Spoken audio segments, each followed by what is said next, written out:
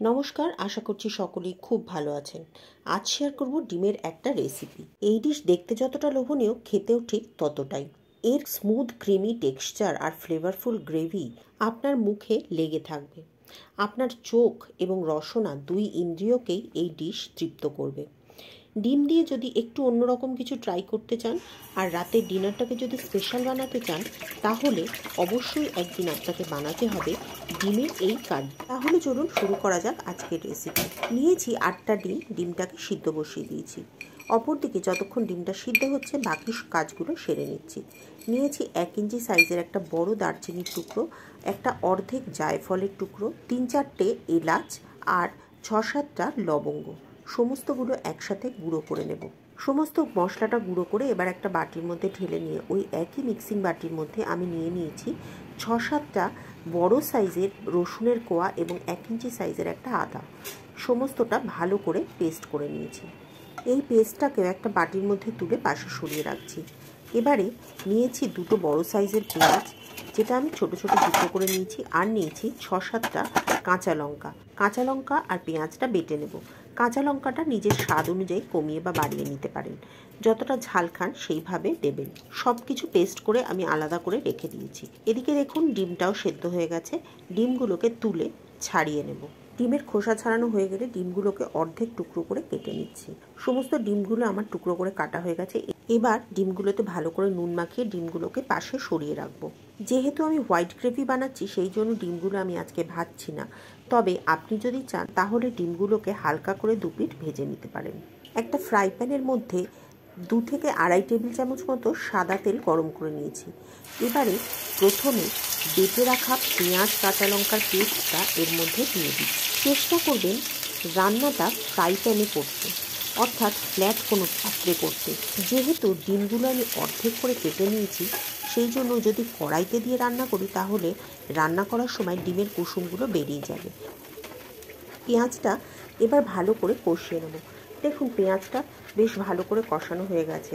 এবার এর মধ্যে দিয়ে দেব 2 থেকে 3 টেবিল চামচ মতো আদা রসুন বাটা। আমি এখানে একটু বেশি দিচ্ছি, কারণ আদা রসুন বাটায় আমার জলটা একটু বেশি পড়ে গেছিলো, জল জল হয়ে গেছিলো, সেই জন্য একটু বেশি দিচ্ছি। যদি ঘন করে বাটেন তাহলে সেইভাবে পরিমাণটা একটু কম করে দেবেন। এবার আদা রসুন বাটাটা দিয়েও আমি খুব ভালো করে এটার সাথে কষিয়ে নিচ্ছি। এবার দেব এর মধ্যে সামান্য একটু ধনে গুঁড়ো। ধনে গুঁড়োটা দিয়েও পেঁয়াজের বাটার সাথে খুব ভালো করে কষিয়ে নেব।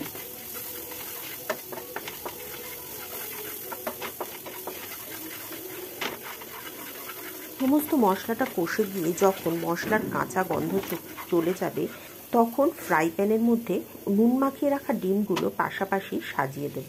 ডিমগুলোকে এইভাবে পাশাপাশি সাজিয়ে মিনিট খানেক রাখলে পরেই দেখবেন ডিমে হালকা খুব সুন্দর একটা রং চলে আসবে। সমস্ত ডিমগুলো সাজিয়ে দেওয়া হয়ে গেলে এবারে এর মধ্যে দিয়ে দেব 1 কাপ দুধ। এখানে 200 ml থেকে সামান্য একটু বেশি দুধ আছে। যে পাত্রটাতে আমি দুধটা নিয়েছিলাম সেটার মধ্যে সামান্য একটু জল দিয়ে এর মধ্যে দিয়ে দেব। এবারে সমস্ত দুধটা মশলার সাথে ভালো করে মিশিয়ে একসাথে রান্না হতে দেব। মশলা আর দুধটা মেশানোর সময় একটু সাবধানে মেশাবেন, দেখবেন যাতে ডিম থেকে কুসুমগুলো বেরিয়ে না যায়। স্ক্রিনে নিশ্চয়ই দেখতেই পাচ্ছেন একটা ডিম থেকে আমার অলরেডি একটা কুসুম বেরিয়ে গেছে। যাই হোক, এরকম ছোটোখাটো গন্ডগোল রোজকার রান্নাঘরে হয়েই থাকে। এরই সাথে এর মধ্যে দিয়ে দেবো স্বাদ মতো লবণ আর যে গরম মশলাটা বানিয়ে রেখেছিলাম সেটা। এর সাথে আরও সামান্য একটু আমি জল অ্যাড করেছিলাম, কারণ জলটা আমার একটু কম মনে হচ্ছিল। সমস্ত কিছু ভালো করে মিশিয়ে নিয়ে এবার মিনিট 10-এর জন্য খুব ভালো করে ফুটিয়ে গ্রেভিটাকে ঘন করে নেব। আমি কিন্তু এটাকে কোনোভাবে চাপা দিইনি, চাপা ছাড়াই গ্রেভিটাকে ভালো করে ফুটিয়ে নিয়েছি। গ্রেভিটা ফুটে যখন সুন্দর একটা কনসিস্টেন্সিতে চলে আসবে, তখন এর মধ্যে দিয়ে দেব কুচিয়ে রাখা ধনেপাতা। 1 আঁটি ধনেপাতা থেকে অর্ধেকটা ধনেপাতা আমি নিয়ে কুচিয়ে এর মধ্যে দিয়ে দিয়েছি। এবার ধনেপাতাটা দিয়ে মিনিট খানেক ফুটিয়ে নিলেই তৈরি হয়ে যাবে ডিমের এই সুস্বাদু গ্রেভি। সার্ভ করুন লাঞ্চে অথবা ডিনারে। রুটি, লুচি, পরোটা, নান, ফ্রাইড রাইস অথবা পোলাও সবের সাথে এই ডিমের কারি কিন্তু খেতে খুবই সুস্বাদু লাগে। অবশ্যই একদিন বাড়িতে বানাবেন এবং কমেন্ট করে জানাবেন আপনাদের কেমন লেগেছে। ভালো লাগলে একটা লাইক করে শেয়ার করে দেবেন, আর চ্যানেলে নতুন হলে চ্যানেলটি সাবস্ক্রাইব করে পাশে থাকা বেল বাটনটি ক্লিক করে দেবেন। এতে ভিডিওর নোটিফিকেশান আপনার কাছে পৌঁছে যাবে। তাহলে আজ এ পর্যন্তই। পরের দিন আবার দেখা হবে নতুন রেসিপি নিয়ে নতুন ভিডিওতে।